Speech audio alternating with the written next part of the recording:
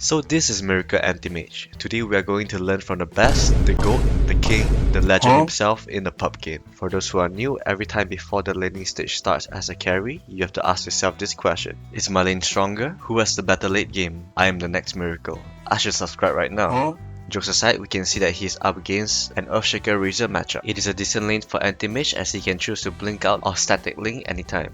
So we're going to look at the small things that Miracle does in this lane. Right from the get-go, you can see that he prioritizes getting levels in order to have control of the lane. We can see that both enemies using their spells in order to harass Miracle instead of securing the range creep. We can see that he is very disciplined and only plays around this area, as he wants to control the wave and only commit if the enemy makes a mistake. Speaking of mistake, I want you guys to take note of Miracle's mindset in the lane. He does not go aggressive unless the creep wave is dead. He always aggro the creep as much as possible towards his own tower to ensure extra armor and HP regen. This is a short example of Miracle being aggressive once the creep wave is dead. As you can see, he managed to get 2 hits on the Razor while he was stunned by the Hoodwink for being out of position. Miracle was able to get the kill on Razor moments after harassing the Razor through a very good outplay. So let's take this moment to quickly break down what happened. So the moment Miracle saw that Razor uses his plasma field to secure the last hit, he instantly pings his Hoodwink to aggressively jump on him. And this logic can be transferred to many different carry games. If you ever witness the enemy offlaner uses their skill on creeps, it means that they are vulnerable for that 5 to 10 seconds. And that's where you should make a play. But of course, this play is only possible because of his shot calling for the Hoodwink to cast his spells. This here shows you how experienced Miracle is as a legendary player. This next part is very important, as we see our idol struggling with being low HP. He would then make a decision when 90% of the player fail to do so. Here you can see Miracle chose to stay alive and runs to himself instead of staying at the tower for XP and potentially die. This shows how much he values his life. After staying healthy buying regen items, you can see Miracle waited to clear the creeps before jumping on the Razor. This here shows how consistent the logic is in winning lanes as carry. Here I want to show you guys how calm Miracle is, even when his teammate is dying. The reason why he can calmly hit the creeps that are under the tower is because he understands his limits. He knows that at this point of the game, the only way that he can die is when Earthshaker reaches level 6 and when Mucking King rotates. This play here is interesting as his supports decides to play together with him cause he's the best. Who doesn't want to give him a good lane? Just joking, the reason why the supports are here is because they cannot do much with an offlane Winter Wyvern as it needs time to get items to be useful. So Anti-Mage acts as a tempo controller for the time being. So if you ever want to buy time for your teammate as a carry, you can just stay at the top lane and try to prolong the tier 1 tower as long as possible. You can repeat this process until you reach your key items like Battle Fury or when your team is ready to fight.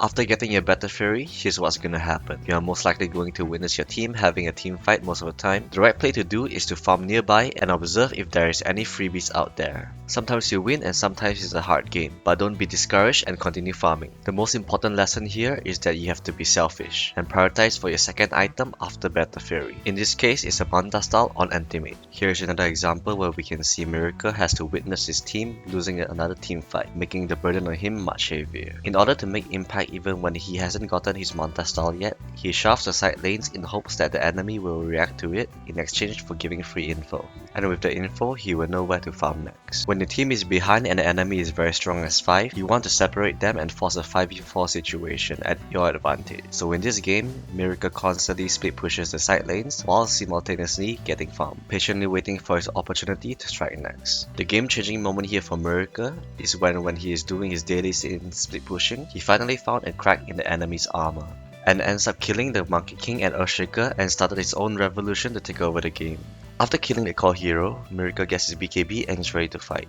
And no matter what, you want to fight with an advantage even if you're hit. He sees the Monkey King confidently pop his ult for no reason, and Miracle sees this as an opportunity. With Wukong command down, the Dire has a higher chance if they choose to fight in the next 2 minutes. And that's exactly what they do. Even with the slight advantage, the team fight was still 50-50. This proves to be an extra sweaty game for Miracle and they need something to overcome the tiebreaker. In order to get advantage in this game, they need Roshan, but instead of risking it while his team is dead, he waits in the high ground to block potential smokes and Rosh attempts, and sees the Phoenix that has no buyback showing himself. It's very clear that both sides wants the Roshan and was ready to spill blood. This fight was very intense as Miracle blinked in with his BKB on 1 second cooldown. The fight was hectic as Miracle was fighting 4v3 as the Winter Wyvern isn't in the fight. They ended up getting Roshan, but to his surprise, the Radiant wants to instantly challenge them for round 2. In this type of situation, you always want to aim for the support first, and you can see the Earthshaker walking around with no care in the world. The fight eventually dragged on for 2 minutes, but the Dire was able to come out on top. On one of the last fights of the game, you can see Miracle only wants to find the support. If you can't see them, find them. This is where you see Miracle takes a blink of faith to break their smoke and eventually kill the supports. Like and subscribe if you watched to the end. Bye.